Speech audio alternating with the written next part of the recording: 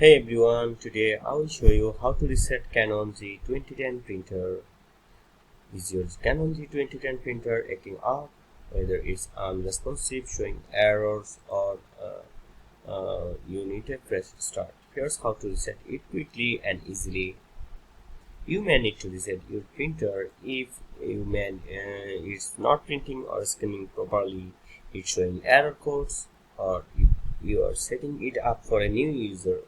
If you want to clear custom settings, a reset will restore your printer to factory defaults. So make sure to have your Wi-Fi credentials ready if needed. Let's start with a soft reset, which can fix most minor issues.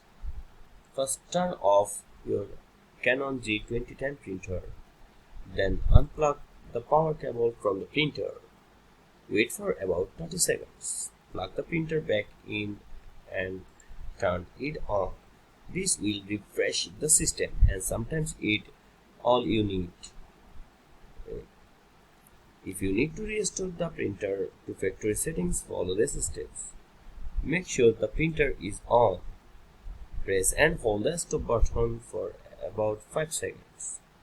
The printer will automatically reset and return to its default settings.